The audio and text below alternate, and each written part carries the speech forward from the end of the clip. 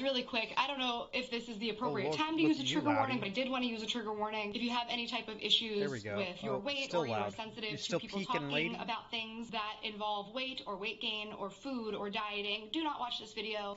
All right, now that I have her not peeking out on the sound anymore, here we go. Hey guys, really quick, I don't know if this is the appropriate time to use a trigger warning, but I did want to use a trigger warning. If you have any type of issues with your weight or you are sensitive to people talking about things that involve weight or weight gain or food or dieting, do not watch this video because that is literally what the entire video is about. Well, that and the psycho! But I just wanted to put that out there to be warned that this does heavily talk about weight gain and body image. And you are all perfectly beautiful exactly the way you are. Okay.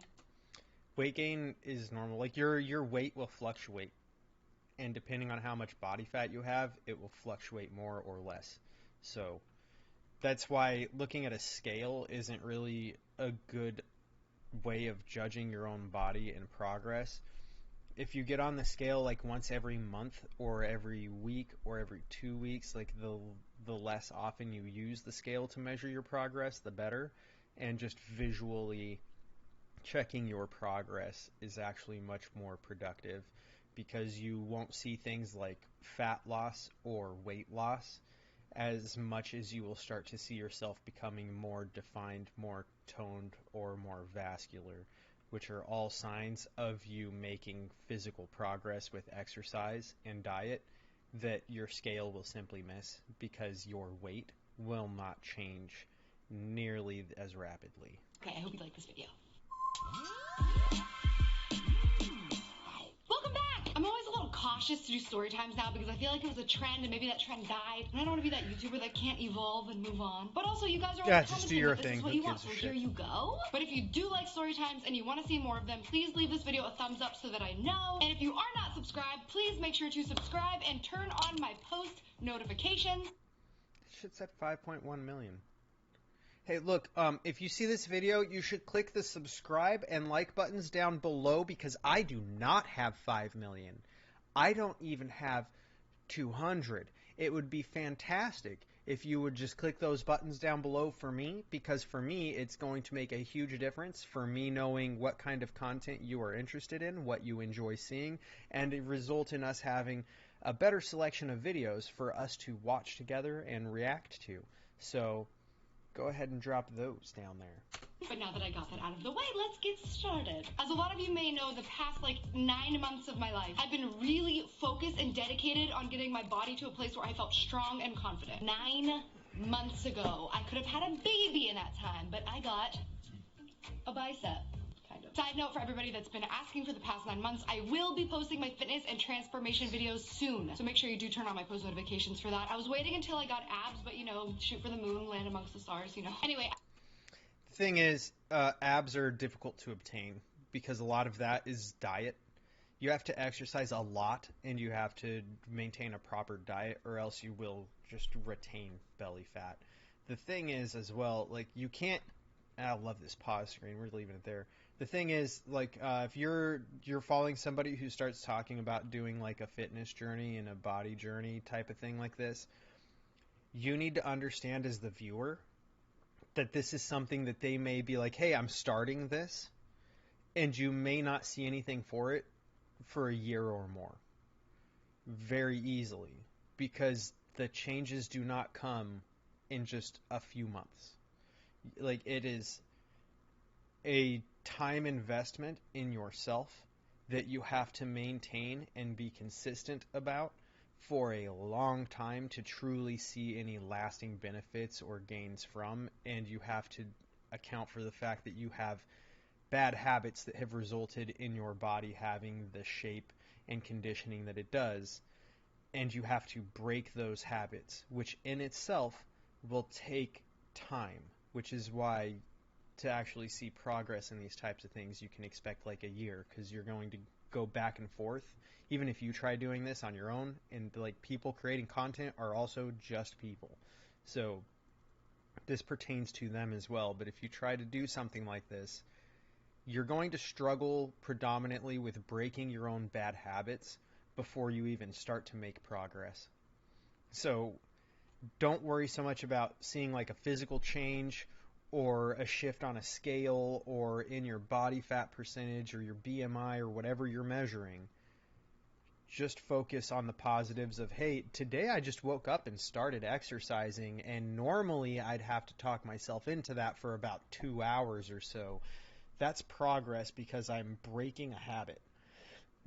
So, simply put, you need to, when you're doing these types of things, you truly do need to expect that you're going to have a lot of progress made that you have to take note of that isn't visual or physically seen. Like it's changes in your life that are less obvious to most people, but that you like you should be journaling your journey even if you don't ever share it, but strictly so you can go back and read, like last week, what was it like? A month ago, what was it like? Well, damn, well, today I woke up and I just did exercise. I didn't even complain about it or nothing. Maybe, hey, a pint of ice cream sounded good, and instead of that, I gave myself like a protein shake that's chocolatey or something. And it's little things, you know. What the hell is he going wild on? Hold on, we'll be right back. I'm going to make sure my dog's not freaking out over something legitimate. He doesn't bark often. Who are you barking at? What is it?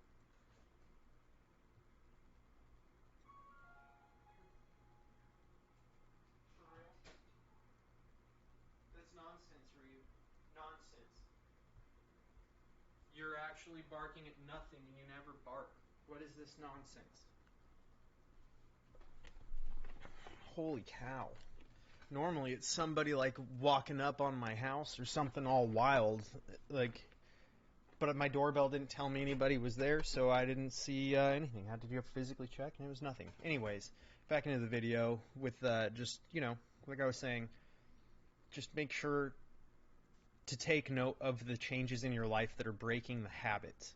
They're going to be harder to notice, they're going to be easy to overlook, and because they aren't discussed as being something that has to take place and that is going to take time to develop, people often overlook it on a regular basis just strictly by accident and not like out of a desire to not have progress, but just out of an ignorant position of not realizing that this is a huge step on its own and a process of its own, but you're not going to actually see any of the progress you're hoping for without first getting this hurdle done. And it is the most difficult hurdle, because once you break these habits, it's easy coasting, but breaking these habits are insanely difficult. And you can still have things like ice cream, by the way. It's just don't buy it. Make it yourself. Like if you want cake, cupcakes, brownies, cookies, ice cream, instead of buying it, just make it yourself. You can just take heavy whipping cream, ice, and fruit. Mix that together in a blender, put it in your freezer, and have ice cream. You didn't have to add a bunch of sugar to it. Like, taste it before you put it in the freezer. Maybe you used a really tart fruit and you want some sugar to cut the tartness. That's fine. There's nothing wrong with that. The difference is you're not getting all these added in flavors and colors and preservatives and over-processed sugar because you could just use raw sugar. You don't get all these extra things. And it makes for a healthier snack like ice cream that's still a dessert you shouldn't indulge in constantly. But it takes that snack and it actually makes it something you can eat without being completely unhealthy about it. I've been working with a trainer almost daily for 9 months, Now but my when I doorbell's started, showing I also had found a nutritionist. Some of you remember from my videos and my vlogs that I've been on a very, very long journey trying to figure out what I'm supposed to eat to get in shape, and I posted that super embarrassing vlog of me crying about my weight. So this time I found somebody who had a great resume and came highly, highly recommended to me by people who I knew in real life who had That makes used sense. him and had great results. So I had my first session with this guy, and it takes forever. It is so thorough. He's taking my blood. He's asking me questions about sleep, stress, digestion, cravings. It seems all super scientific and legit. First impression of him as a person, this guy. Okay, so doing all these things for like a nutritionist perspective based on what I understand of nutrition as a non-nutritionist makes a lot of sense to do. These are things that a nutritionist should be asking you, and you should be doing a blood test as well. And the reason I say that is because nutrition science is constantly evolving. I think I've seen like a dozen different food pyramids or their replacement items since I was a kid to today. There's been at least a dozen of these changes, and they don't agree with each other.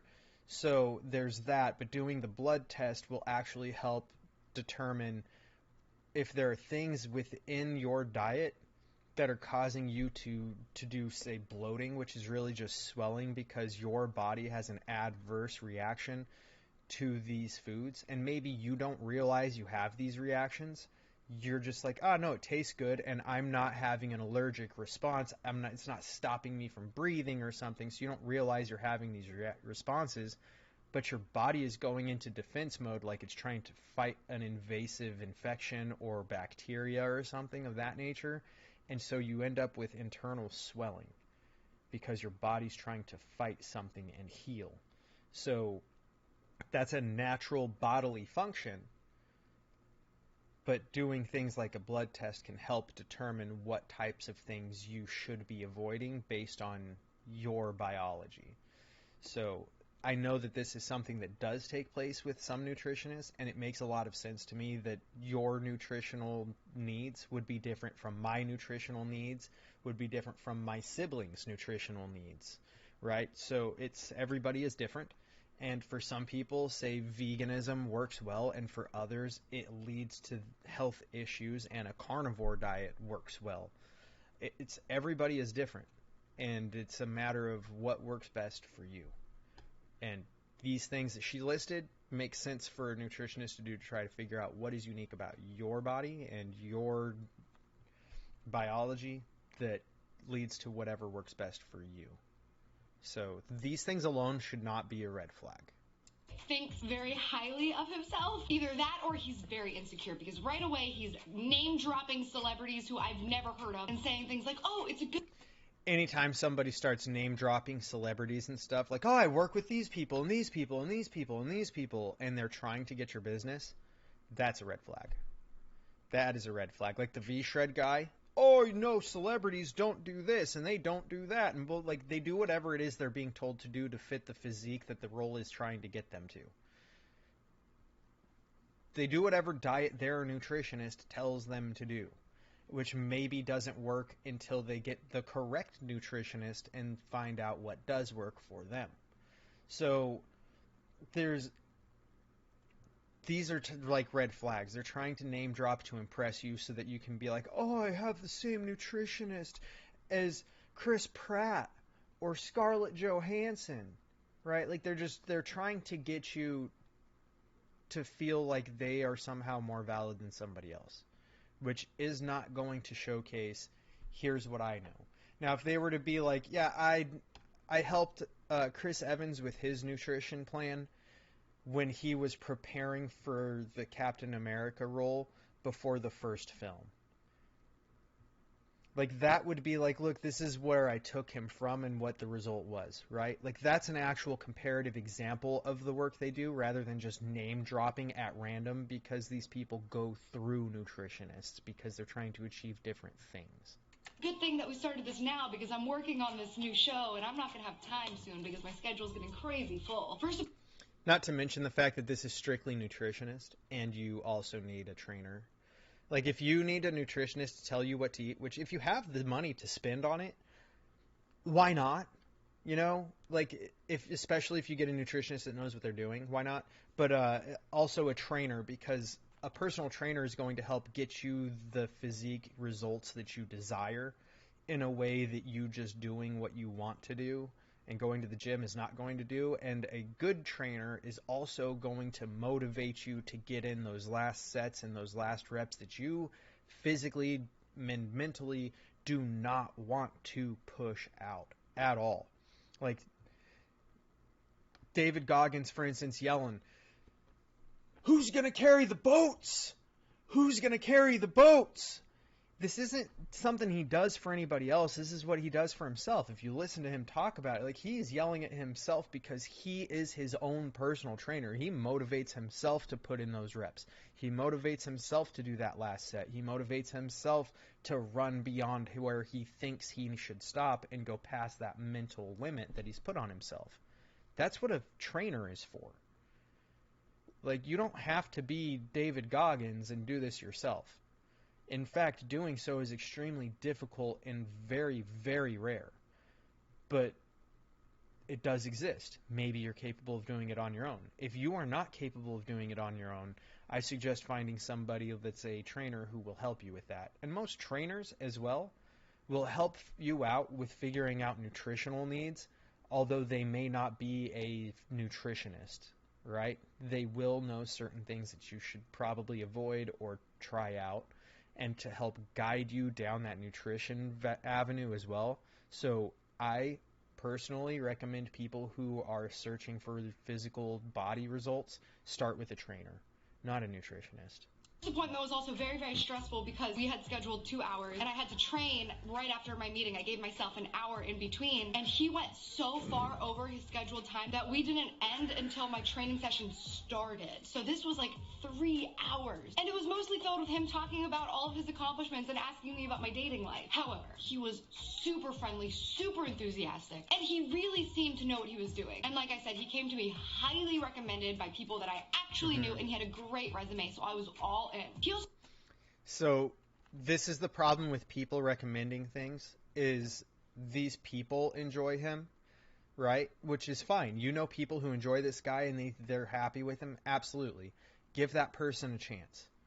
But when they start doing things like this, where they're asking you about your personal dating life and they're name dropping and they're trying to talk themselves up, they're very nice and all these other things she listed, right? These are all signs of someone who's charismatic.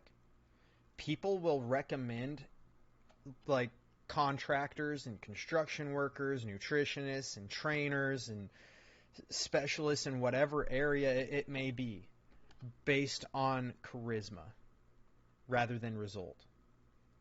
So what you need to be able to do is detect when what you're being given is somebody who's full of charisma but not a lot of, like, results. You have to be able to differentiate these things. So beware. These are things that she should have been able to see and go, these are red flags. But maybe at this point in time, she didn't understand that these things he's doing are the flags you should be looking for in somebody who's not really getting results, but they are getting business. If you're charismatic, you get business. If you get results, you get business. But the difference is, you don't have to get results to get really good business and have people give out the most flattering sounding recommendations and referrals to you at all. Charisma will take you far, very far. 1930s, 1940s Germany, for one, let's just keep in mind the guy with the funny mustache wasn't originally the leader for the party. He had a following within this party and toppled the elected leader who was placed there when the party won because of his charisma. The party gained the momentum that it gained because of his momentum as being a charismatic person. It had nothing to do with what he was saying so much as what it did with how he engaged in the people and had the charisma to lead that. That's it. Charisma can take you incredibly far because it gives people a false sense of legitimacy. So beware of that trap. It also makes me feel really good by saying things like, you already look great, but let's get you feel. And actually, before we go on, I do want to clarify that just because somebody has charisma does not mean that they are also very capable of getting the results that they say they're giving. It's just a matter of having both the charisma as well as the skill and knowledge is not common. Having both these things is not common, but they are not exclusives either. It came to me highly recommended by people that I actually knew, and he had a great resume, so I was all in. He also makes me feel really good by saying things. Also, never go into a deal all in like that. Just because people say that it's good, don't have the, oh my goodness, I'm so excited to have this guy. I know that he does so well. Don't buy all in. Give them a fair shake. Give them the opportunity because of the recommendations, absolutely, but give them a fair shake and check the results. When they're talking to you about what they do and what they provide and who they've worked with, figure out when they worked with them. Get the what was the before, what's the after, what were the results that you gained from that? Like, what were the results that that person, your client, gained from your input and involvement? Don't strictly look at it as, oh, but I got XYZ thing. These people I trust like him, so I now like him too. Don't do that. Don't do that. That's how people with charisma gain that amazing amount of power and influence. It's a dangerous game, but it does work out. It's like, you already look great, but let's get you feeling great, which is something you want in a health professional. However, I will say that there were moments right away that made me feel a little bit uncomfortable. Like with his compliments, sometimes he would use the words sexy or babe, which as like a younger female in that type of setting is ugh. But the one moment... See, it's should have sent you like, why should I be working with you? On the other side, he's trying to use specific words that young women also hear as something that they are striving for in receiving that kind of thought process from potential partners. So he's trying to get you to hear these words and go, yes, that's exactly what I want. That's why he's using them. The thing is, he's just strictly using he's using hot button words so that you feel reassured right away, which once again is a sign of somebody who's got a lot of charisma but not really offering you any kind of insight into what they actually provide. Moment that really stuck out to me at the time, but now in hindsight makes me feel so much more uncomfortable, was, okay, in the first session, they usually take your body fat percentage, and they use this little pincher thing where they squeeze your fat, and Calipers. he needed to squeeze my arm, but I was wearing a jacket like this with just a bra underneath. So when he asked to get to my arm, I didn't even think twice about it. I just unzipped it and pulled it down on one side, and that seemed like the normal thing to do because I'm in a professional setting for my health. Things get kind of personal, and I'm an adult, so I don't get awkward about those things. So I take my sleeve down, and he goes, whoa, okay. And I was like, yeah, because that's how most people would respond to you just being like, yeah, I'm perfectly fine, just here's me and my bra. He should have just kept his fucking mouth shut, is what he should have done. He's making a statement of it because he's interested in you. And when you're doing calipers, I don't know for women how they do it, but on men, you're supposed to do about here, somewhere between the bottom of your pec and your armpit, like right in the middle as close as you can. You're supposed to do your arm either here or here, depending on where you do it. You're supposed to do I think that's how the women do it, is here or here, but on men they tell you to do the chest. But obviously women with breasts being a natural development for women, you don't get the same kind of reading there, which is probably why they have you do the arm, I suppose. You do your belly between, pretty much just an inch or two to the side of your belly button. You would do pinch there, and you do one about halfway down your thigh. Those 3 spots, which I guess for women, once again, would be your bicep or your tricep, probably in the middle, halfway between your shoulder, your elbow, and for men, halfway between your armpit and the end of your pectoral muscle, your belly, and your thigh. I was like, oh, sorry, you said you needed my arm. And he responded with, oh, yeah, totally, you can take that off. I'm a doctor.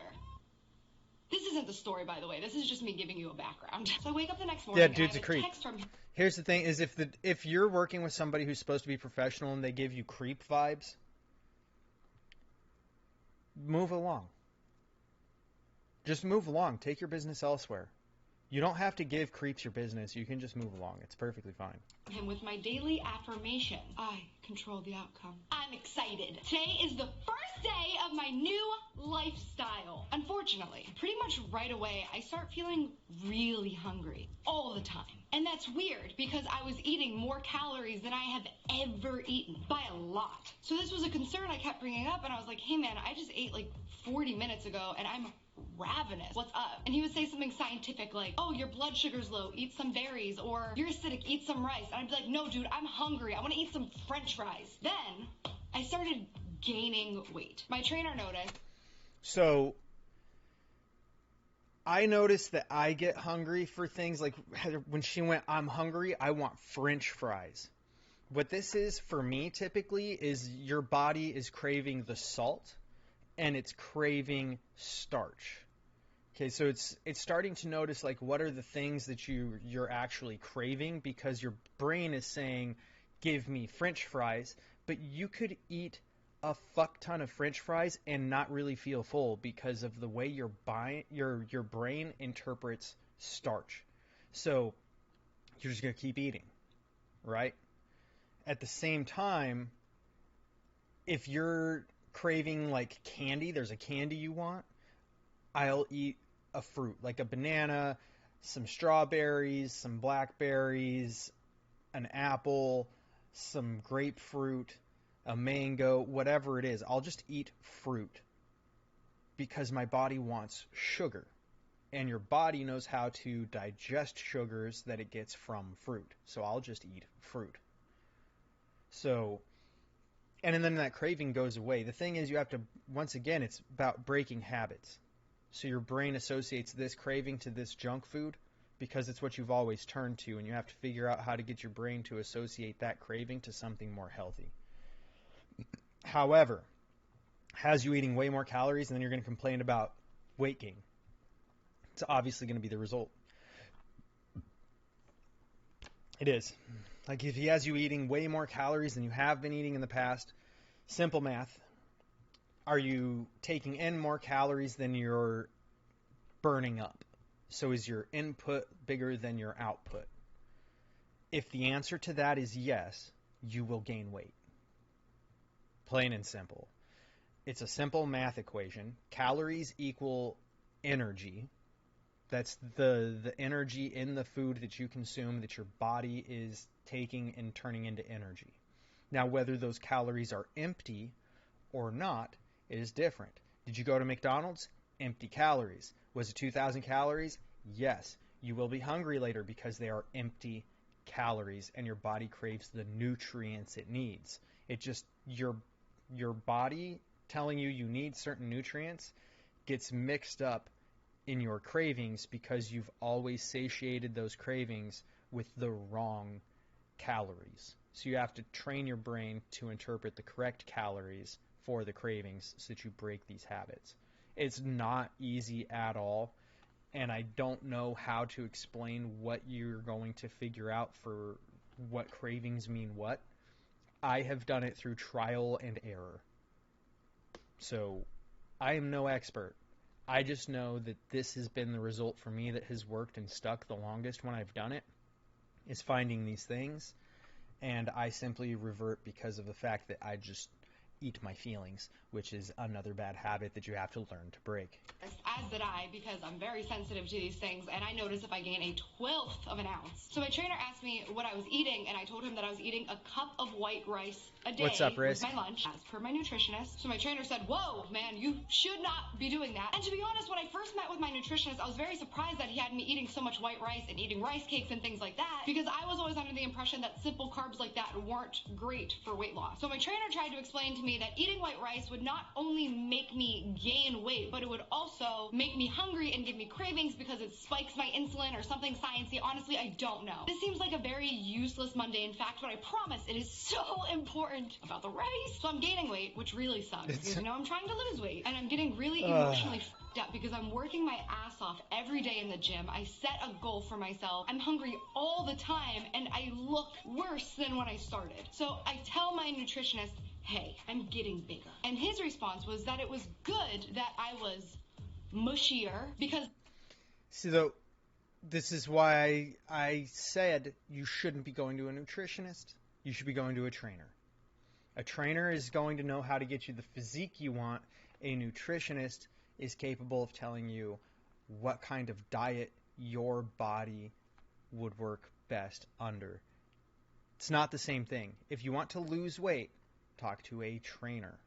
The lipids in my body are breaking down, and science. I told him, hey, my waist is up 2 inches and I'm up 2 pounds. And he convinced me that it was because I'm a woman and this will happen to me every month, which to some degree, by the way, is true. Did you know that 2 pounds isn't a big deal. Your body will fluctuate in a day between about 3 and 10 pounds. Like, big deal. A woman can gain up to 7 pounds a month during her cycle? My trainer had said the same thing, so I was like, okay, I'm just starting off. This is a little bump in the road. I'm going to trust this professional. But in my heart, I knew, because I've known in my body and how it reacts for like 12 years-ish, that this was not just hormonal weight gain. So I brought up the rice concerns that my trainer had brought up, and he said, no, trust me, your trainer's great at what he does. I'm great at what I do. The food that you're eating and the combinations and amounts that you're eating them will make you lose weight. You just have to stick with it and eat more snacks. He also told me that I need... But what are the snacks? Oh my god. Yeah, like, rice... Like, calories in rice... Here, I'll go grab my bag of rice that I typically use. Just to see, rather than pulling things out of my ass.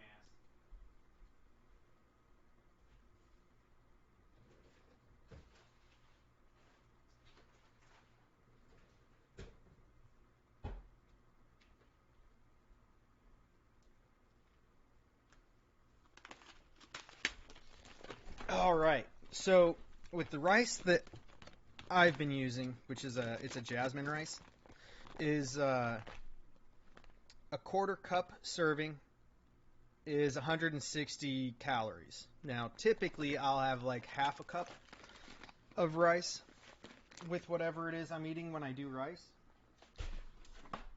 So you've got like 320 calories just in rice. Like, rice will give you a bunch of calories, but they're fairly empty. I like rice because my body seems to digest it very well compared to things like flour, especially in America. Our flour here creates issues, and I'm pretty sure it's because of the way that we spray so much shit on our flour, because we can't even export our flour to most of Europe. Like, our wheat cannot be exported to a lot of Europe, so there's that issue. But, like, rice shouldn't be the mainstay in your diet. The rice is basically, here's your carb intake, use it to supplement your meals so that you feel full, but you're not going to make you full, right? So, there you go. 1 to 2 cups of rice per serving 3 times a day. Yeah, see, and that's the thing is, what a lot of people don't realize is rice and beans is still to this day one of the most common meals for people, and in that situation you're eating 1 to 2 cups of rice 3 times a day, because it's a simple meal, it's affordable, and it is what the majority of people eat essentially for meals in the world still today, is something similar to beans and rice. So it's very true. Rice itself, though, it's not going to be enough. You need to be doing more than just rice to have a good nutritional balance, especially if you're trying to do what she's trying to do, which is like lose weight and change your figure.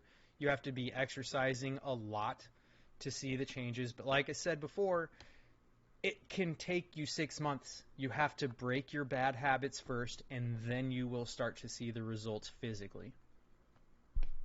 And she, I guarantee you, has not given this enough time to do it correctly. And like you said, this nutritionist sounds bogus. Absolutely.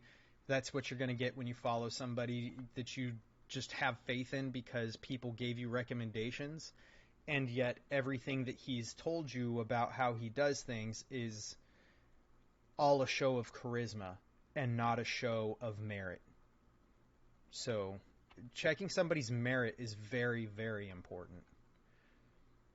Yeah, some meat and veggies, obviously, with the rice. Absolutely. Absolutely. Like, I literally have less rice than I do anything else. Like, I'll make, like, rice porridge typically is like a snack. If I'm craving something, like, sweet, I'll make myself some porridge, and I'll just add some, like, fruit and chocolate stuff to it, maybe, and have, like, a cherry chocolate, little bit of honey in there or something, like porridge as a dessert type of thing, just to have something sweet because I'm craving a sweet dessert thing or whatever. But that's pretty much when I have like predominantly rice. Otherwise, it's here's a little bit of rice on the side of my plate with the rest of my meal, or like it's a steak and rice. You know what I mean? It's kind of just how I do it, but yeah. This nutritionist seems like he's just trying to hit on women who come to him, and that he's got a lot of charisma.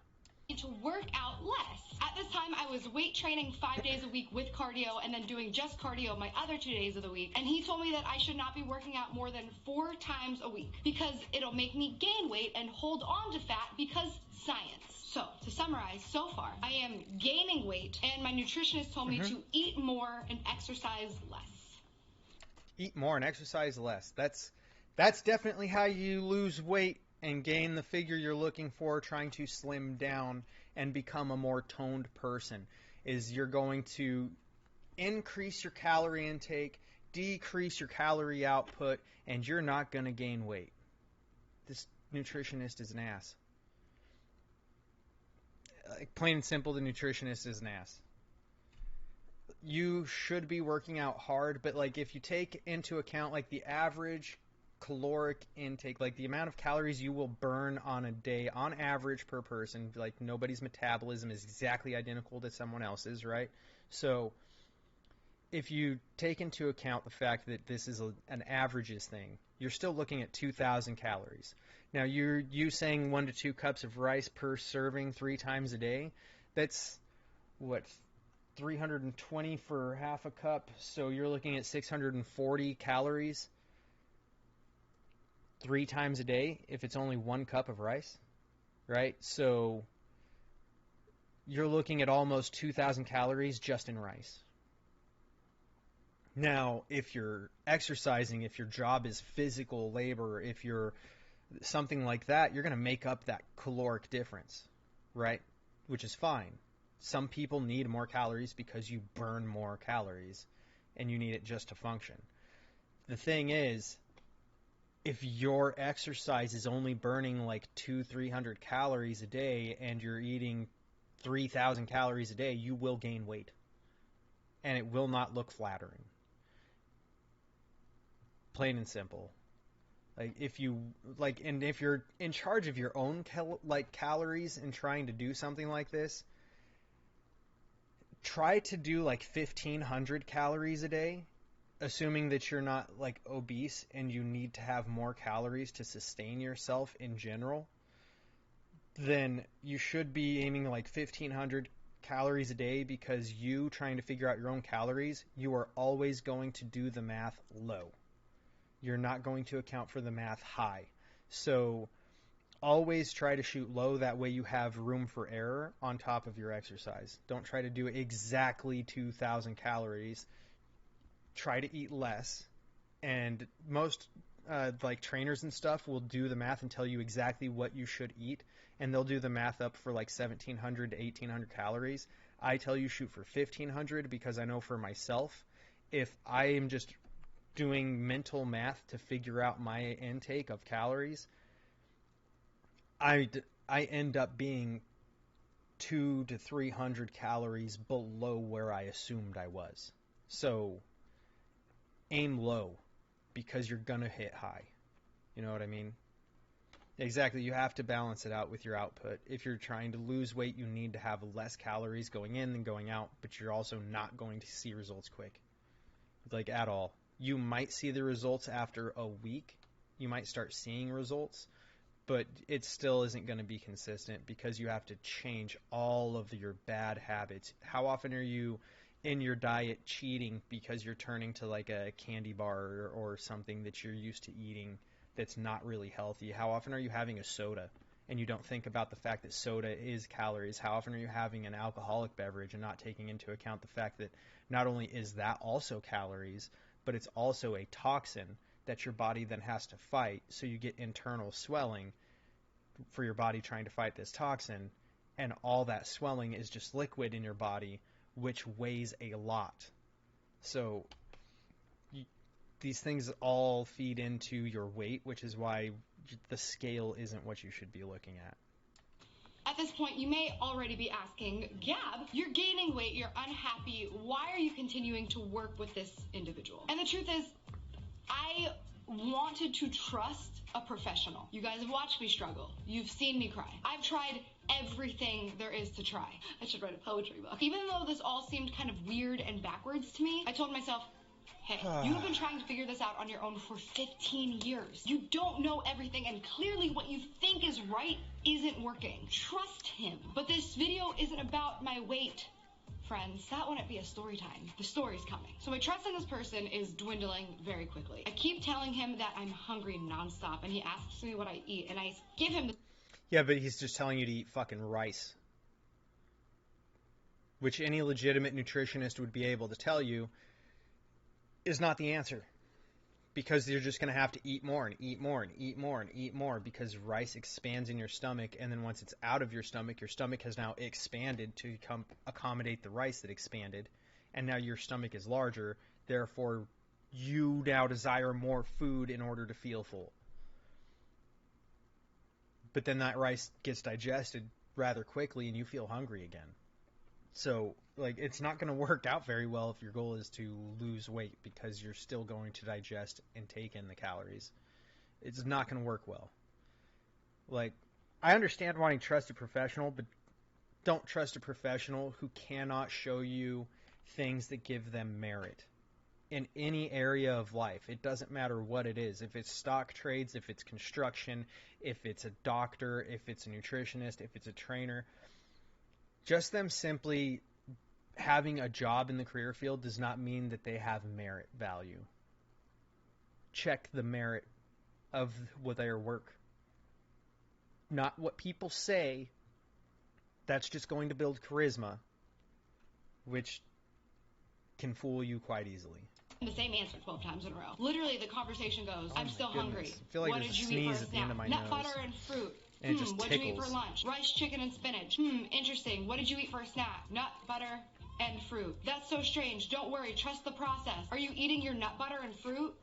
Then he asked me what protein powder I'm using, and I've been using the same protein powder for 2 years. It was recommended to me by my old trainer, to which he responded, throw it in the trash. That brand is garbage, and buy this brand that he is recommending. He said that my protein powder was full of additives and chemicals and bullshit, and it's making me gain weight. So then his protein powder that he recommended came in the mail, and I turned it over and I read the ingredients, and the first ingredient was Here you go. corn syrup. AKA the worst thing that you could put in your body if you were trying to lose weight or not die. Followed by a list of about 1 million additives and ingredients and chemicals. So I texted him and I was like, why did you recommend to me a protein powder where the first ingredient is corn syrup? And he responded with, what? Corn syrup? Yeah, you can't eat that. Dude, you're a nutritionist. Your job is to recommend foods to people. Why the Oops. Please please tell me at this point you just fucking fire the guy. Fire him. Did you need to know more than that? Like, even if he got through everything else with his charisma, when he told you to get rid of what the trainer said you should have, and then told you to have this, please tell me this is when you fire him. Please. And by the way, what did this guy physically look like compared to the trainer? Because if the trainer looks like he's actually fit, thin, and has a physique that says he's learned what to do to gain that kind, like the physique that you may want to achieve, they probably have better insight than the nutritionist who's giving you bogus ass information and I assume looks like shit. Yeah, it is. It's like having a very shitty lawyer. You don't even know what's This is in it. terrible. Mind you, I sent him the label of my protein powder that he said to throw away because it's full of trash. And he said, oh yeah, that's good. You can eat that. So I asked him to please explain why he told me I couldn't eat it in the first place. And he said, I assumed it was crap. So he didn't even look. You mean to tell me that you didn't do his job. Told me to throw away something that I was using, that you had no idea what was in it, and then had me buy a new one that you had no idea what was in it? Yeah, now fire him. And then he asked me. You fire him. If I was on my period. Oh, Jesus Christ. I was. And he said, this is good because now I know how crazy you get when you're hormonal. The dude's a full-on creep. Clientele is female. This still isn't the story, by the way. I'm just venting. So I'm still gaining weight. And at this point... I told you this dude is using his charisma to get women. Pretending that he knows what the fuck he's talking about with nutrition to get women who are in a vulnerable state because they feel overweight. And they want to change that so they can have more self-confidence. And he's preying on them through his, oh, I'm a nutritionist, look at me. Oh, not only am I a nutritionist, but I'm going to name drop celebrities who I'm a nutritionist for, that I've been a nutritionist for because they cycle through them based on their needs. And, you know, here we are. No. He's literally just using this effort to prey on women that are in a vulnerable place so that he has women he can flirt with, take on dates, and maybe build a relationship with. Although I highly doubt it would be a respectful relationship. And that's a whole different issue. Like, just fire this fucking guy. After I break down crying after a weigh-in at the gym, my trainer tells me, listen, I know you want to trust this guy, but your diet is wrong. You're eating 6 to 7 times a day, way too much, and of the wrong foods. You should be slimming down, and you're bloating up. And I think, yeah. He's right. So once again, I go to my nutritionist. Yeah. So desperately. Oh my God. The trainer just spelt it out for you. Just fire the fucking guy. Needed to trust. And once exactly. again, like, just fire him. Hey, I'm gaining weight, dude. You're giving him money. Like, the worst part of this is nutritionists are not cheap. Like, for the average person in the United States, you're not going to get a nutritionist because you don't have the money to budget into paying somebody to tell you what kind of fucking diet to have.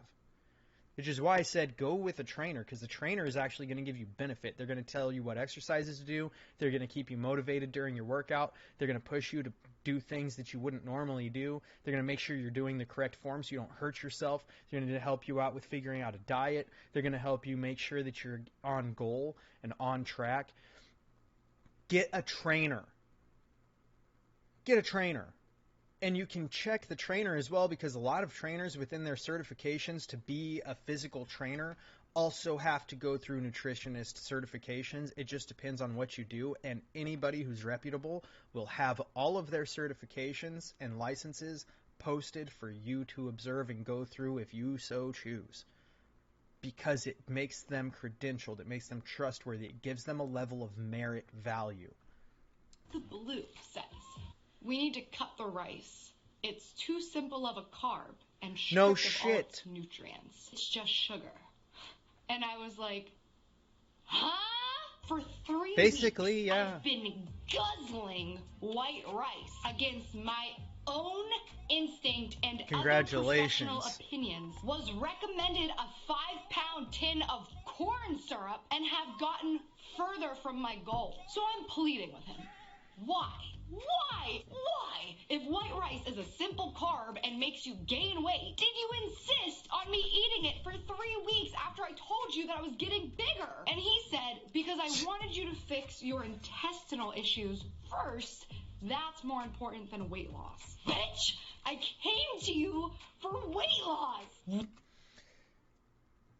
He should have explained what the fuck he was doing, and this wasn't really the right way to do it.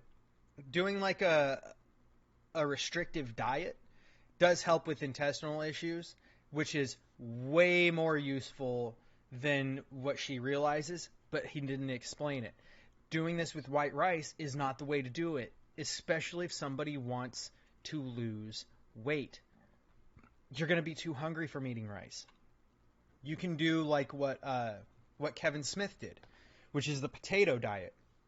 You can have potatoes. You can have them any way you want them. You can have as much of them as you want. The only thing you can add to it is salt and pepper. You can't put ketchup on it. You can't put gravy on it. You can't, none of that shit. You can use salt and you can use pepper. That's it. It's a restrictive diet. It brings your body down to being used to one thing only that it's digesting and working on at a time. And it helps fix intestinal issues. This is true.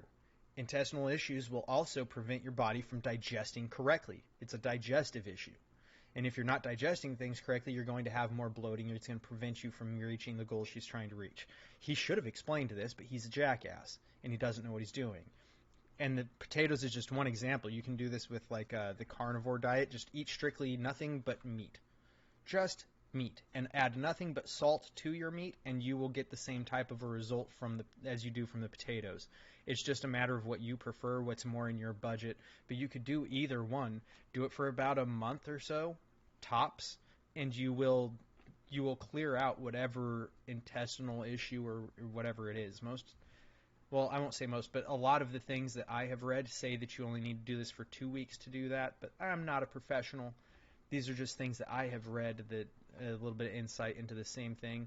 But doing this with rice is foolish because you're just going to be hungry, and your body does digest white rice down into sugar for the most part, especially if you don't use it right away, which is why potatoes are better to use, because your body turns the sugars into fat, and it turns the starch into energy, and if you don't use that energy, into fat. So that's what it should be. No, she did not. She did not mention anything about intestinal issues or digestive issues. It was just that she wanted to lose weight. And the nutritionist doing blood work and a bunch of other stuff could have discovered intestinal issues and then not talked to her about it, which is what I'm assuming happened, is that the blood work and stuff came back with, hey, you have this digestive issue and we need to address that first, and here's the options for how we should do that.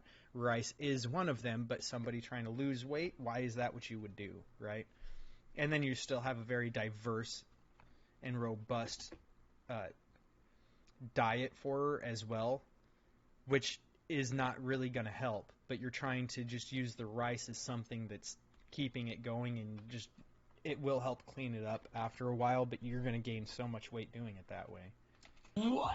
Then he asked me if he could take a picture It's just not of me smart. because I looked so much better. And I said okay, because it's awkward. So he takes the picture of me and he goes, No, he didn't. Look at those legs. And pretended to eat me on the phone. This still isn't the story, so Holy I suggest shit. maybe I should just kind of give up on this plan. And I know that he's had a lot He's of a results with people fucking in the creep. past, but Fire everybody's him. different, and this just isn't working for me. And he says, no, you just need the right nutrients. So he recommends all of these vitamins. And I'm like, hey man, isn't a big part of having good nutrition not needing all of this shit? I'm talking, how many bottles? Here are some of the pills that he tells. I swear to Christ, this dude works for a pyramid scheme company, like V-Shred or something like that, right? Where it's like he's not really a nutritionist. He has a job that labels him a nutritionist, but what he's really trying to do and supposed to do is peddle all this extra bullshit onto you that you purchase that he doesn't really make any fucking money off of, But that's how he makes any money, really, is by peddling all this shit off onto you. Like, and a lot of people don't call them pyramid schemes anymore. They call them MSMs or MLMs, I mean, which is multi-level marketing, which is the same thing. Multi-level marketing, or MLMs, are the same thing as pyramid schemes. And they are predatory. They are scams. They do not work. And you will not see any results for what the fuck you want. Yep, MLMs are complete bullshit, and that's why they call them MLMs now, is because pyramid scheme is something people are familiar with and have been since like the 90s or maybe the late 80s.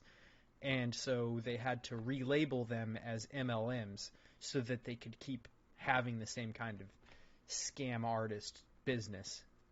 Tells me if I take all of these every day, that's just what he seems like he's running. I won't feel hungry anymore. So I spent a couple $100 on vitamins that I was super opposed to because it felt wrong. But he was like, please, let's just give this one more chance. Just try this. You'll stop having cravings. Your body and hormones are all out of whack. We need to get you where you need. So they get to me, and I'm looking at all So now he's a fucking and I'm realizing physician. Get out of here. This fucking guy. A day. So I texted him. I was like, yo, man, you have me taking 18 pills a day. And he said, yeah, it'll help you with your hunger. And I'm like, no shit.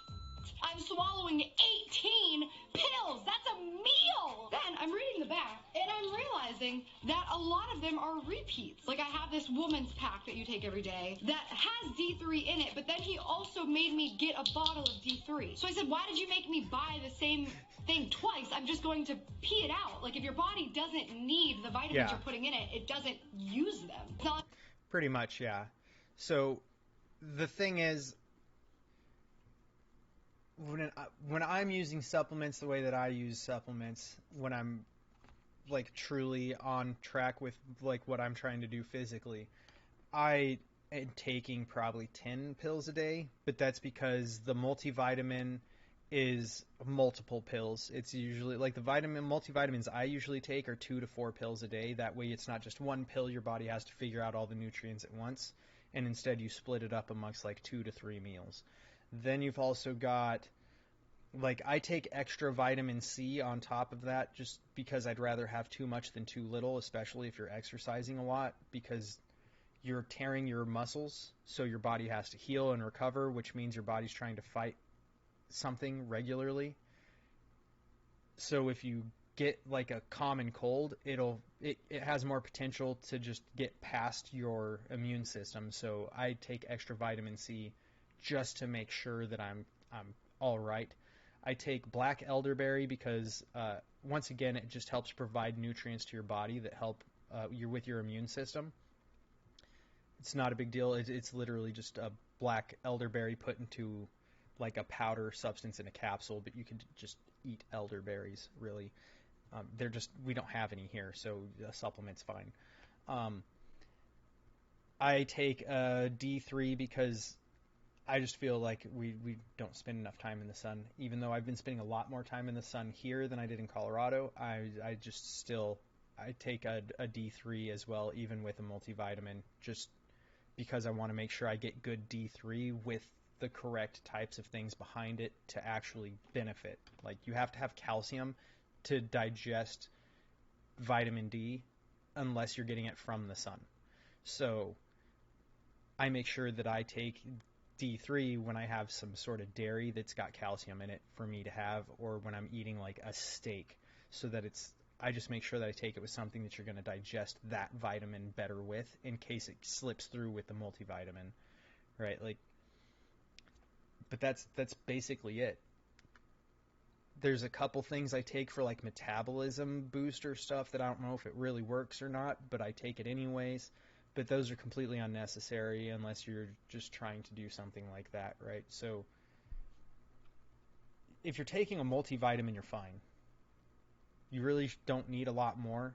The multivitamin needs for men and women are different. Make sure you get the correct one for what you are biologically, not what you identify as, but what you are biologically, because what you are biologically is going to decide what kind of nutrients your body needs out of that vitamin. Make sure you take the one that your body biologically needs, otherwise you're going to have the wrong balance of vitamins. Yeah, it is. Biological gender is very important, which is why I made sure that I stated that you make sure that when you get vitamins, you get like a multivitamin, that you get the multivitamin for your biological gender, not what you identify as. Otherwise, you are wasting your money. Like you become Superman and all of a sudden become super strong because you're taking extra vitamins. And he said, oh, don't worry about things like the extra D3. That's insignificant. And I was like, why did you make me buy a $50 bottle of insignificance? This still isn't the story. So my last session with this guy. Okay, maybe this guy isn't the last session. Professional. Maybe some of these comments aren't the most appropriate. But he would do this thing where he would derail the conversation into more of a personal one-on-one chat, like asking me how my dating life is and my last boyfriend and my sex life. And a lot of times after our session, he'd be like, so what are your plans tonight? You doing anything? I'm not doing anything. I might just go grab dinner alone or something. And maybe I'm just being into myself. But a lot of times when he said, what are you doing tonight? It felt a lot like he was saying, let's go grab dinner. But I always said that I was busy or tired or something. And he would then be like, oh, that's cool. I have this woman I'm going on a date with. She competed in the something 1981 bodybuilding, blah, blah, blah. Like almost, it felt like he was trying to make me jealous, but I was like, no, don't be narcissistic. He's not. No, that's not you being narcissistic. It's him being narcissistic. Dude can't get women and hits on his clients. Yeah, exactly. That's what I've been saying. It sounds like to me is like he uses this job in this MLM is what it seems like he's operating under in order to get women. And he's got charisma, so he's able to pull it off, but he's not got merit. So he's only able to pull it off with certain types of people, and these are going to be the people who tend to end up in very abusive relationships one way or another because of the narcissistic nature that he clearly exhibits. Doing that. Then one day, he asked me point blank if I would like to go to dinner with him to Beyonce and Jay-Z's house that night. And I said, I'm sorry, what now? And he said that Beyonce... Yeah, I just get to invite people over to Beyonce and Jay-Z's house. I have the authority to do that. Would you like to come to dinner with... Like, this dude name drops huge names like that as if he's just, like, best friends with these people and able to just invite someone over to dinner at these celebrities' home. Or at a dinner that he's going to at a restaurant with these celebrities. And he's able to just invite somebody along. He's doing this to try and get women. That's all that this sounds like to me, is that this whole thing is an effort to get women, and the fact that he makes money off of it for him is just a side benefit because his real interest here is just to get as many women as he can, and he's not trying to have anything that's actually lasting, meaningful, or serious because you're not going to get that from this. They will eventually catch on to the fact that you are full of shit, you're a complete charlatan, and that you have zero merit in the business you supposedly do, and that not only that, but like she said, 90% of his clientele are women, so while you may say no, he has a list of clients that he just goes, all right, on to Sarah. And he tries again. It's not like he's impacted by the fact you say no. He's just trying to add another notch in his belt, and that's what he's trying to get out of this. It has nothing to do with anything beneficial for you in any way, shape, or form, and the fact that you give him your money for all of this is just like the icing on the cake for him. And Jay-Z were looking for a nutritionist, and he was going to dinner at their house because they wanted to hire him, and he had a +1. This sounded extremely fishy for a number of reasons. One, this guy has a good resume. Not Beyonce good. Two, this was when Beyonce was 9 months pregnant. Bicep. Kind of. Why would she be seeking brand new nutritional advice now as she's about to pop? And why would they be meeting a nutritionist for the first time at their house for dinner with a +1? It was just very bizarre. You wouldn't. And even if I did believe it, I wouldn't have gone because what? So he texted me later that day. I'm pretty sure to Venmo him for the 18 pills a day that I'm taking. And I said, have fun with Beyonce. And he said, oh, I canceled. I'm going to dinner in WeHo where I live instead. And I was like, imagine that. You canceled Jesus dinner Christ. at Beyonce's? And he said, yeah. And I was like, why? And he said, oh, my my friend just moved back. We're gonna go get dinner tonight. So, you canceled dinner with Beyonce to have dinner. And Jay-Z. And Jay-Z. Like, Beyonce has a bigger name, but Jay-Z is a bigger success. Like, Jay-Z owns and runs one of the largest music production companies in the world, if not the largest. What the fuck are you talking about? Who gets a business opportunity with anybody at that level and goes, oh, well, I canceled? A charlatan. A complete fucking charlatan, that's who. Dinner with a friend. Maybe I'm just being a little narcissistic again, but what I deduce is he asked me to do something that he thought I couldn't refuse. So he knew that I wouldn't have any other plans because I already have plans with Beyonce. But then when the Beyonce plans fell through for whatever reason, he would know that I have no excuse to not be able to hang out because he knows that my schedule is now wide open. This still is not the story. Jesus so, Christ. He's asking me it gets about worse. Vitamins. I tell him that... Like, see, and here's the other thing, is you know that was a bullshit offer, right? Like, that's a bullshit-ass offer this dude made. Like, he's gonna take you to dinner with Jay-Z and Beyonce.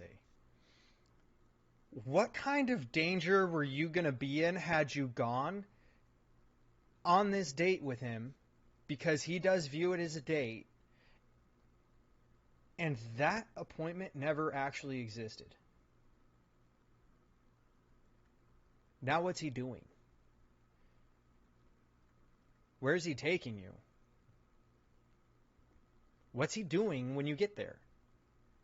None of this is going to end well. This is somebody that you need to cut ties with and warn all your friends who like sent you to him about how dangerous he is as an individual, so that they have the opportunity to leave. And if they choose to stay there and some shit happens, you can have the clear conscience of, at least I tried. But no, fuck that. This guy's absolutely wild. She has attachment issues like you. I mean, maybe. I think what it is she went into the deal completely sold on the guy being really good because she had recommendations from friends that she knows in real life and trusts, and they recommended him to her. And so she thinks that this guy's all on the up and up, and he has a resume that appears very, like, endearing and credible. Although, like I said, where's any of the merit? He's just name dropping, but he hasn't, like, there are ways that somebody who's actually doing this would show it, that would show merit to what they're saying, not just here's a name like he did. She fell into the trap of somebody has charisma and appears to be very credible and already wanting to give them your business before you met them because of what somebody else had to say. Like, she got completely swindled into the entire thing. I don't feel comfortable taking this many supplements in these doses. And he said, congratulations, I am so proud of you for trying new things and trusting me. You're going to look even hotter if that's possible. So then I just voiced some of my concerns about having the double dosages. Then he hits on her again, right? And he Come says, on.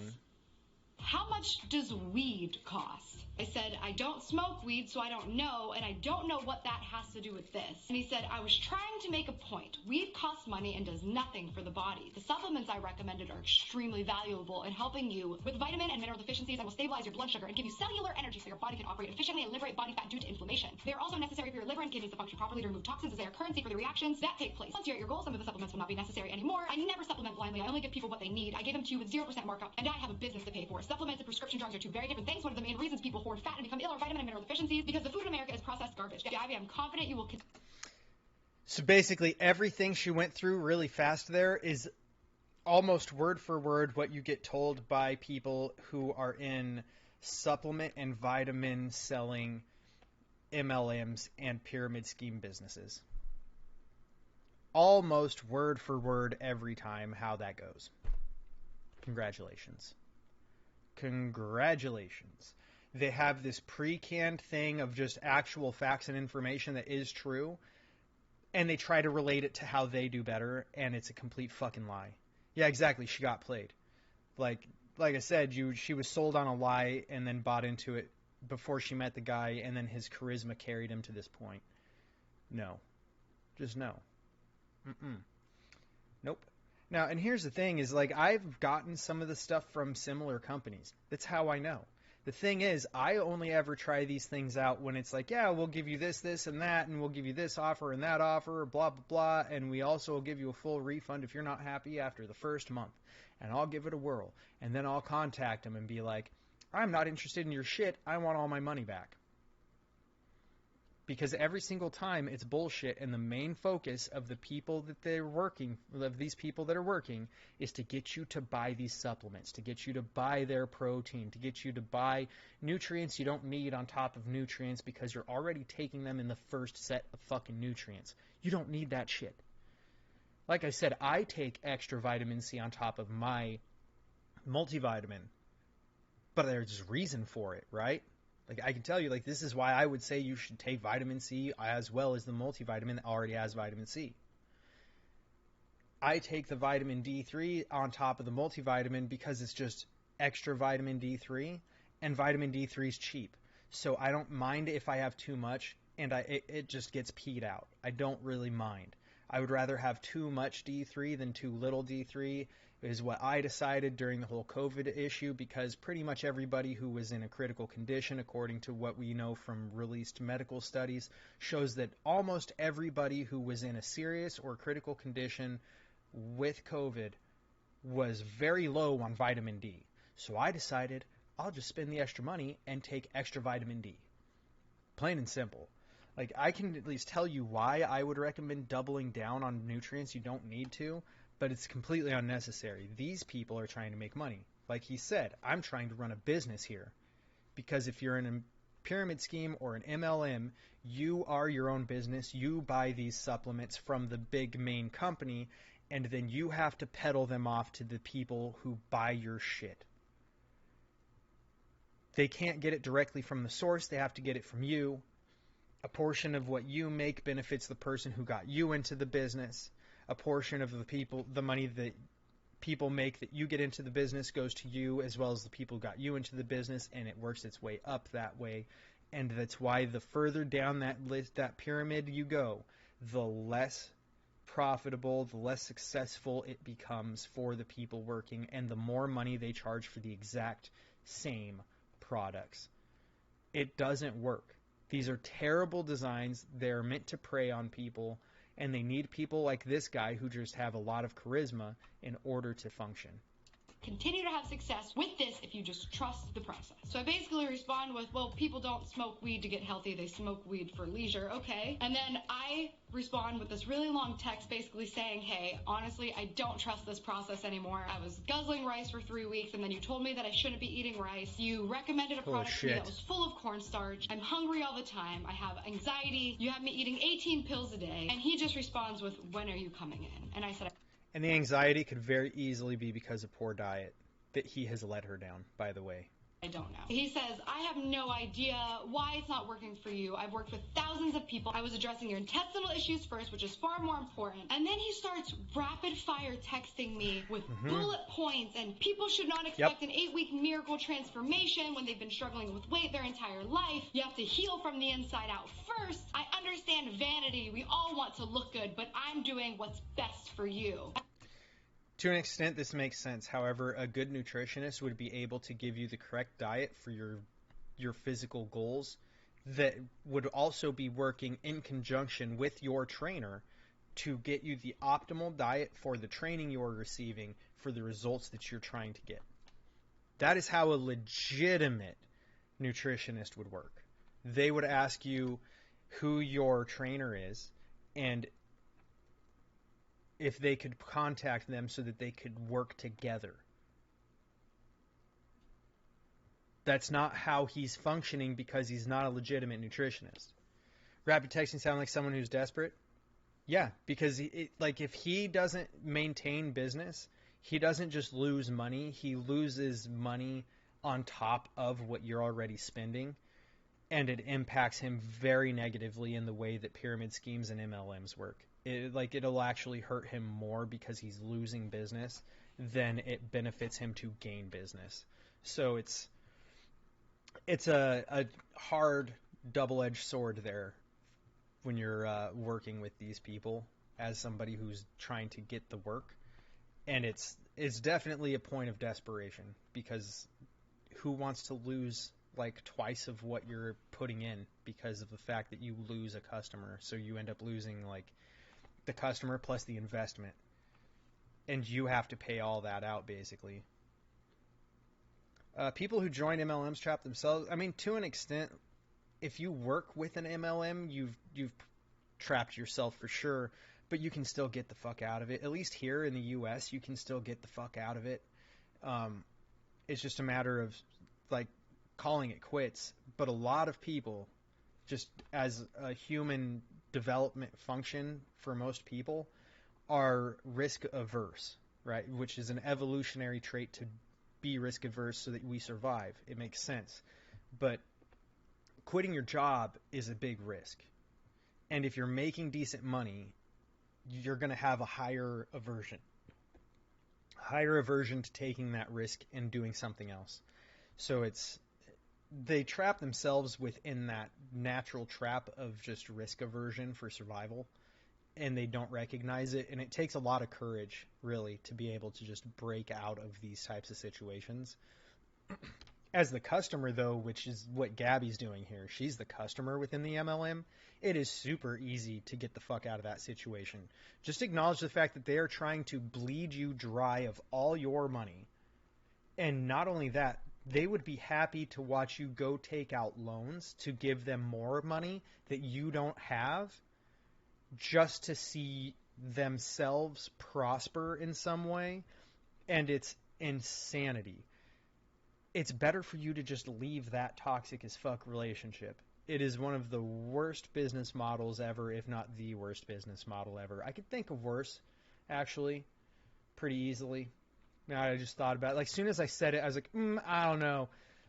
Slavery is worse. It doesn't even result in positive net benefits of production value. It actually is worse for production and quality as well as, like, quantity. You get worse out of it from slave labor than actual paid labor. So I guess there's one example of something that's worse than these models for business. But beyond that, it's probably pretty fucking hard to find something worse. I also want to make a side note again and just say that when I reached out to him initially, it's because I was doing an 8-week body transformation where I reached out to a trainer and a nutritionist to see what I could do in 8 weeks and just jumpstart a process. So he knew from the jump that I was trying to do something in 8 weeks. So he knew she was wanting to have an 8-week timeline? And his goal from the beginning, too, was measurements, weight, how do you look? We're going to show people how good you can look in 8 weeks. So for him to be saying all this now is just very backpedaling. So I don't answer him. And he says, when are you coming in? I have to schedule you. And I ignored him. Then he texts me the next day and says, I still love you, Gabby.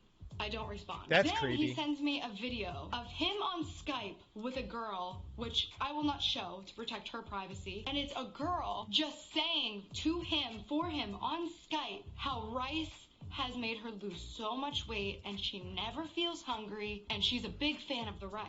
I said, who is that? He said, a client. And I'm not, okay. And this is what I said to a client.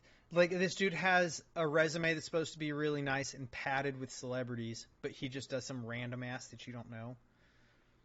Dude's tripping. This dude's tripping fucking hard. Like, he's trying desperately to keep a customer in his circle is what he's doing.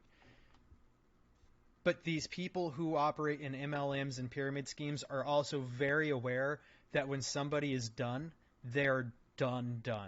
And that they will oftentimes turn around and destroy the business you have with other people. If they can recognize this as an MLM or a pyramid scheme and turn around, like, if she could recognize this for what it is, turn around and tell all the people who recommended her to this guy and be like, this guy's a charlatan. He's running this business that's a MLM or a pyramid scheme design, and it's just preying on you rather than getting you the results that you're trying to receive. And he's making you feel positive about all the effort you're putting in rather than getting you the results that you're paying him for you to get. The fact is, he'll lose a shit ton of business. So he has to convince you otherwise, and he's trying desperately to do that because it's all he can do. Yeah. Fuck him. Destroy his business. Get your friends out of there. It's a lie. It's all a lie. An 8-week body transformation is not going to happen without extreme changes and like an extreme level of exercise, an extreme change in diet, and then you're also going to lose what you gain more rapidly than you gained it. Which is why I said if you're watching somebody go through this in a legitimate way, you don't expect to see any progress for maybe a year or more. Because you first have to defeat the bad habits so that you don't have that regression. And then you have to slowly build those good habits in to replace them, which happens at the same time you break the bad habits, you're replacing them with the good habits. But that takes several months to do correctly. And then you have to be consistently doing this program of trying to achieve a different physique, which takes years to do typically. So it's like an 8-week body transformation is something you can do, but it's not something you're going to sustain. Like there, I'm sure, are people who are just like the outliers, and they break that mold and they manage to do it, but they are outliers. That is not the common norm. The common norm is that if you have a body transformation in 8 weeks, you will lose it in 4. You do not keep it nearly as long because you go back to eating all the bullshit, not exercising the right way, not exercising as much or as hard, not being as strict with your diet, and you start rapidly losing all of your gains because all of your gains were gained too fast to be sustainable. I said, I'm not trying to be an ass. But the girl that he sent me the video of was kind of extremely overweight. And there's nothing wrong with that. She's on her journey. She's on her process. Everybody's is different. Someone who's extremely overweight is going to have different needs. Which is like something I have pointed out numerous times. You're going to have different needs. If you are obese, the rice thing will work for you because even if you're eating 3,000 calories of rice all day to not feel hungry anymore, you're still probably eating half as many calories as you were eating before. So it works out right. But if you are not in that situation, your body will burn up that rice and you will be hungry again. That's why American Chinese food has the reputation of being like oh yeah, you ate Chinese food? Was it delicious? Well, yeah. I hope it's worth being hungry in an hour. Right? It has that reputation because of the fucking rice. That's just the way it goes, which means you're going to eat more calories, more weight. Start somewhere. Everybody has different goals. So I'm not saying that like in a negative way, but if you're trying to convince me that something that you're trying to tell me works, this is what I said. I said, I'm really not trying to be an ass. I'm sure she's doing great, but she doesn't have the body that I want. And I said, I'm over talking about the white rice. LOL. He said, Gabby, she's trying. And I said, so am I. But you're not inspiring me with results when she doesn't have the results I want. Then he started sending me pictures of magazine covers of clients that he's worked with over and over. Worked with. Let's keep in mind worked with, because I highly doubt that he's legitimately worked with any of these models as a nutritionist. And over the same 2 magazine covers over and over and over. And I said, what you doing? He said, at the office, building systems to help people around the world. And I said, referring to the pictures you keep sending me, he said, those are clients. He then sends me a video of the same girl talking about the white rice again. I ignore him. He then sends me... Now it's like he's one of the fucking fake female accounts on like Instagram that just sends you a message. It's like they add you and then they send you a message like, hey, what's up? what's happening? And you can just respond to them a little bit here and there and just try to catch them in a loop where they just start contradicting themselves because it's like 10 different people operating the same account and they don't go back and read old messages. So they'll tell you something like, oh, well, I've been single because my husband died in a car accident. And then they'll say that they got divorced in like the next day, right? Or a few hours later even. And that's who this guy sounds like now. He sounds like one of these delusional scams that's just easy to point out and be like, yeah, it's a scam. Get the fuck out of here. Go away. Which I typically just fuck with those people because I find it entertaining and I have the time to do so. I understand most people don't. I will do it for you. Maybe I'll just start making videos to put onto YouTube where I go through these texts and like messages really because they're not text, but I go through these messages with these types of accounts just to show how funny and ridiculous they are because I actually enjoy fucking with these accounts. An Instagram picture of a random woman who I'm assuming is a client, and body's pretty good. I said, bro, I'm trying to film. Because at this point he has texted me 10 images and videos of people that I don't know or don't have the results I want. He then sends the magazine pictures and the Instagram picture again. I ignore Holy him. shit, He and says, it's always I the have same Thursday 10 a.m. things. available. We need to get you in. I ignore him. Gabby, when are we meeting? I said IDK. He said, oh.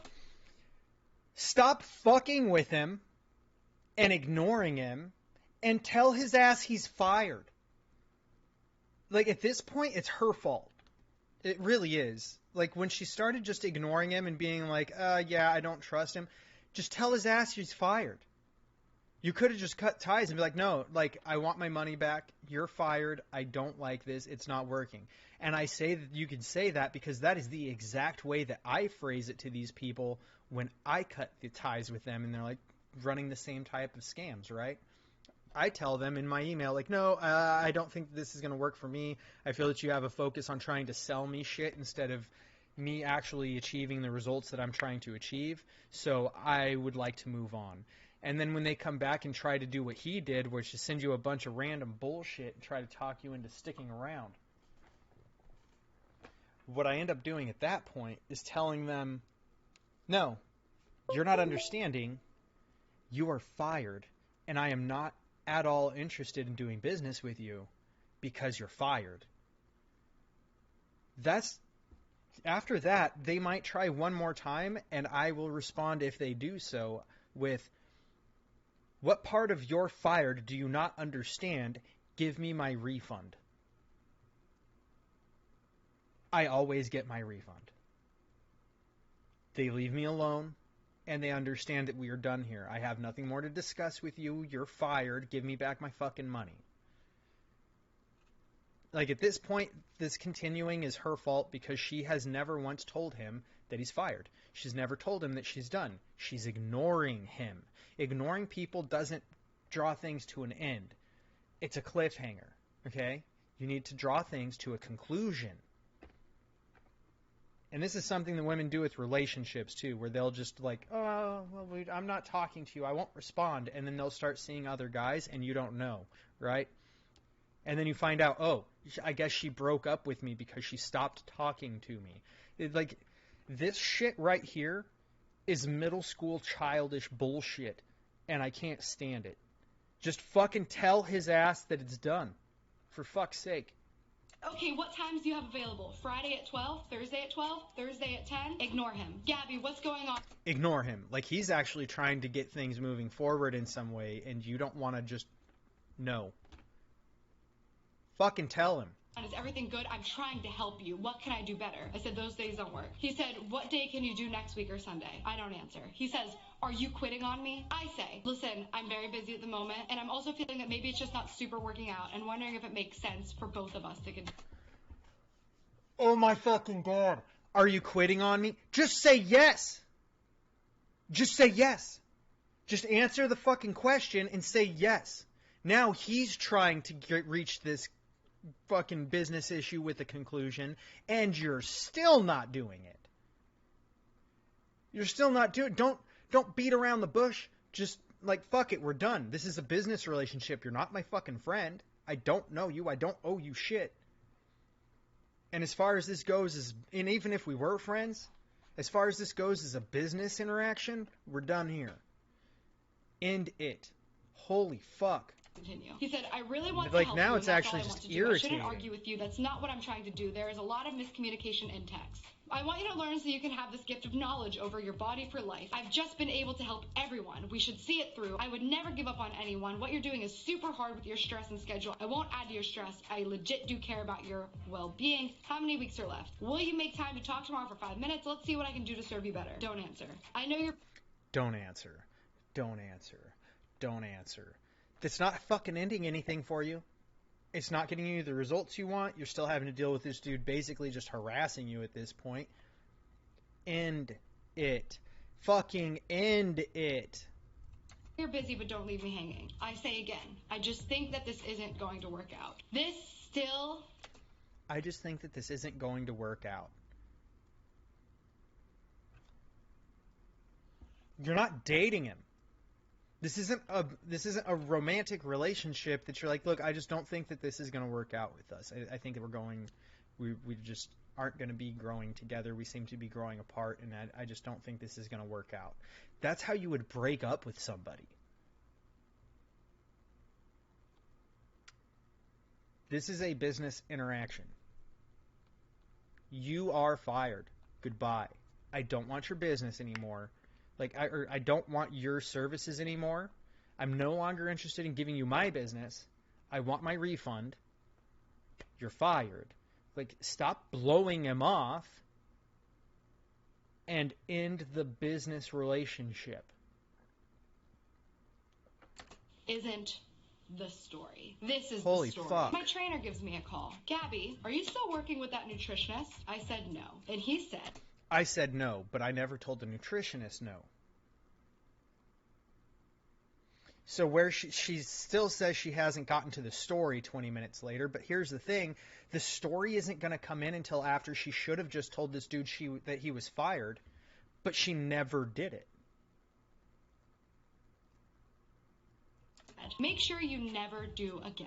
I said, why? He said, I'll show you when you come in. So, my trainer says, this woman texts me, and this is the conversation. She says, are you working with that YouTube girl, Gabby? He ignores her. She texts him again. Hey, just checking to see if you got my text. I would like to ask you something. Thanks. He responds, what's up? Yes, I am training her. Someone else is doing her nutrition. She says, apparently, you and my nutritionist share the same client, Gabby Hanna. Is she being a handful for you? He's amazing. He helps me a great deal. He cares very much for all of his clients. He really takes the time to understand them and provide individual programs. You two should talk. He would be a great referral source. I would love to introduce you guys. He says, please don't. She is great to work with.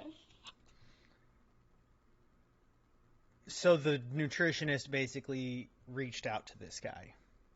Either he did it, or he has somebody who works with him that did it for him.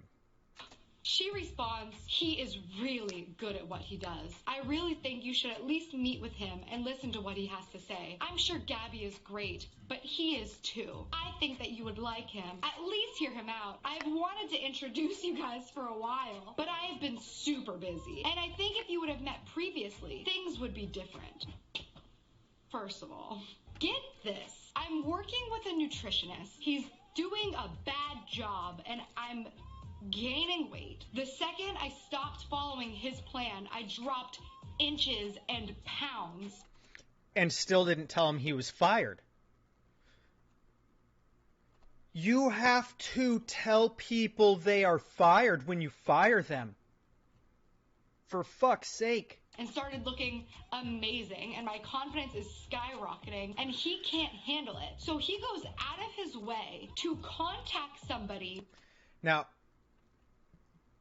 saying he can't handle it might be fair. Given the situation, it's not. Because you never told him he was fired. You never told him that you weren't going to use his services anymore. You never told him you were no longer interested in doing it. All you said is, I don't think this is going to work out. Like you're trying to break up with somebody, but you never drew a conclusive line. I just don't think this is going to work out does not mean we're done here. It means maybe we can fix what's going wrong, is what you're saying. That's the way that translates. You have to be clear in saying, we are done here. I no longer want your services. And she never was. Not once. Holy fuck. Like, that is so frustrating to me that she was never once clear about this, because it created the problem altogether. Like, the problem that is the story that she's decided to share, which took the whole video to get to, she created herself by just not being conclusive. Say fucking no. Don't say things that you think mean no. Say fucking no. You're fired. I'm done here. Holy hell. Who works with somebody I work with to tell them that they should whatever. They should work together, and I'm the bad guy just because I didn't want to work with this guy who was A, bad at his job, for me at least. B, He's terrible and unprofessional with me and crossed lines. Yes. And C, just should have fired him for crossing those lines. Like, hey, I don't think this is going to be a professional relationship. You make me feel uncomfortable. I'm going to find somebody else to work with. Best of luck. That's when you should have ended it way the fuck over here in your damn video, and here we are way over here in your damn video because you never said no. Meanwhile, on his end, for him to actually remove you from his list because of the business that he works in, he may have to have you explicitly say that you are done and that you're no longer working with him. It might have to be very explicit and direct for them to register it so that he can put in the paperwork to remove you from his shit. Otherwise, he has to spend money on having the supply for you that you then buy from him, which is him spending money on stuff that's not going anywhere. Because you are not being straightforward. Just be blunt. It's a business transaction. It's a business interaction. You can be blunt and polite. There's no reason to just like, oh my gosh, the way that you're being about it the whole way. Like, just say no. I don't know why this is so hard for people to grasp. Just say no. Rude. I tried to tell him kindly in office. You're fired. We are done. I just don't think this is working out. As I said, that's not a no. That's not a we're fired. That's not a we're done. That is, I don't think this is working out, which means I think we can fix it. That leaves room for we can fix it. That is not you saying I'm done. That is not you saying I quit. That is not you saying I want somebody else. That is not you saying I'm going to try a different program. That's not you saying I'm going to move along now. This is you saying maybe we can fix where this is derailed. And that's how he approached it. Which happens sometimes. Sometimes you find a doctor or somebody who just isn't good for you. I've met with a lot of nutritionists in the past. I've had other trainers in the past and it didn't work. And now I'm with a trainer who I look good.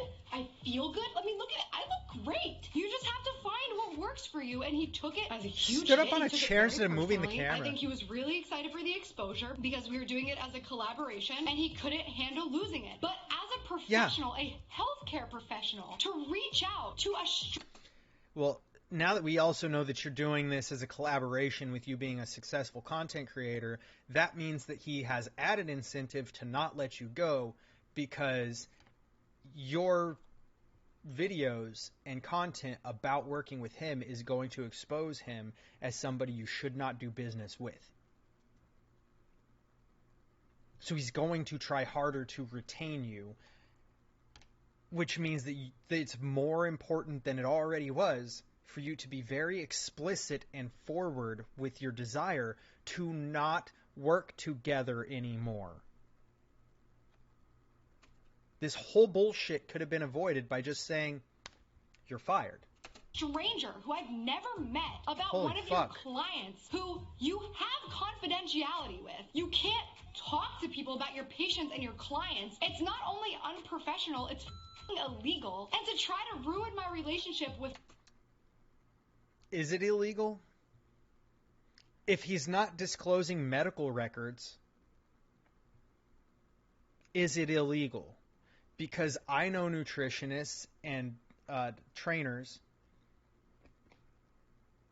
collaborating with each other all the time over patients and like clients really, because of the fact that that's how they get the best results, is by the nutritionist and the trainer working together to make sure that they're both working toward the same goal, so that they know kind of like, okay, so your workout schedule is going to be more intense this day, less intense that day. So maybe in the nutrition plan and the diet plan, what we do is we have the day before the heavy workout day with high intensity, we have a bit more food and a bit more carbs so that there's more energy for the exercise tomorrow. Like, it's not like they can't discuss that they work with each other. There are certain things about it that they can't discuss. Like, he wouldn't be able to discuss the results of like the blood test, but that's not the same thing as not being able to work with each other for the same client. That's ridiculous. With somebody who I have a great relationship with is bonkers. I never say anything to him about this because it's just weird, and why would I? So then he ends up reaching out to me a month later, the nutritionist. He doesn't know that I know any of this. And he says, I've been meaning to message you for a while. I totally respect your decision, Gabby. It was my pride that was damaged. You're awesome and a lot of fun. I really want you to succeed, be healthy, and get everything you want, no matter with whom you work with. Can't wait to see the new you. If you ever need anything from me, please don't hesitate to reach out. I don't, bitch. How dare you talk about a client to another client? How dare... Like, a client to another client is like is very unprofessional. Very unprofessional. Once again, I don't think he discussed it with another client.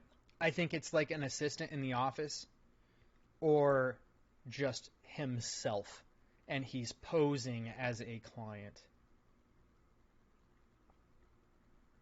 He's trying to angle and leverage your trainer to maintain business with you for the exposure, not other shit.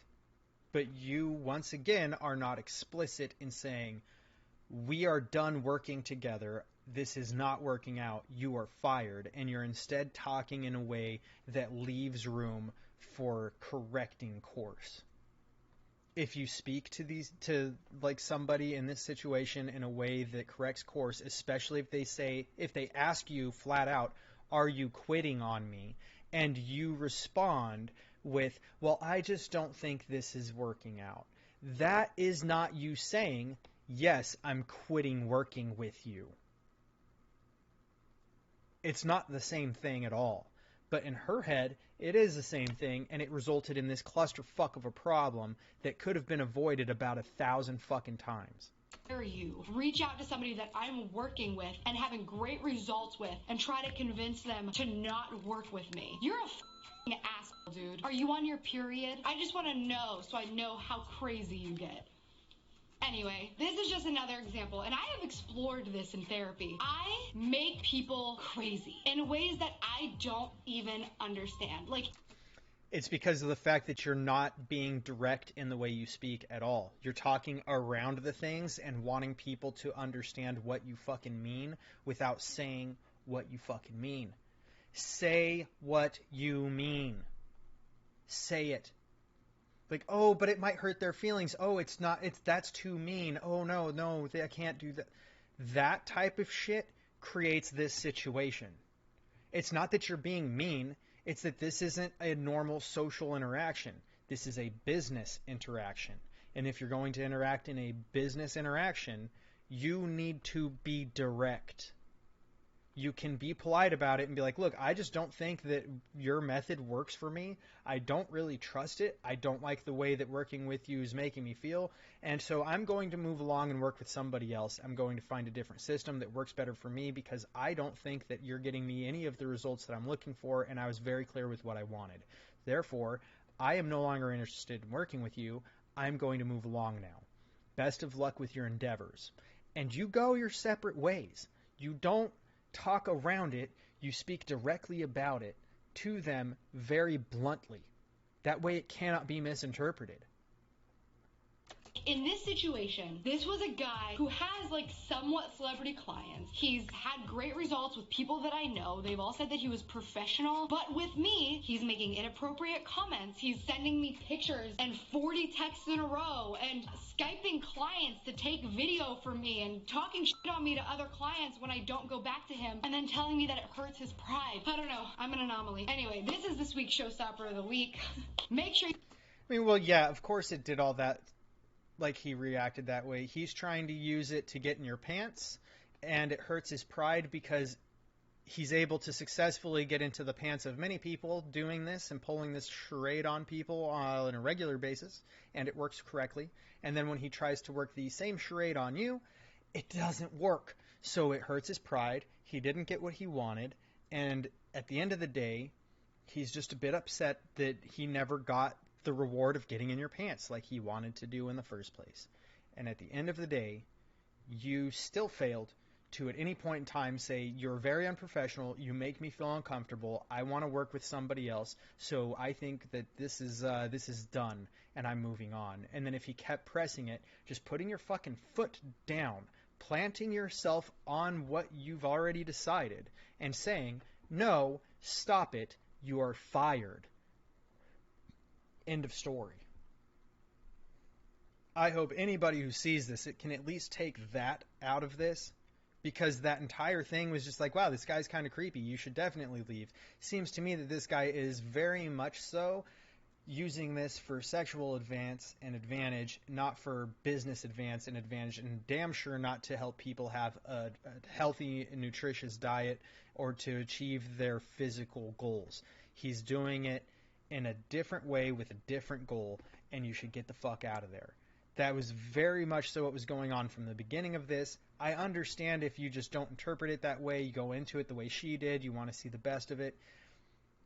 But separate business interactions from social interactions. Your trainer is a business interaction. Your nutritionist, business interaction.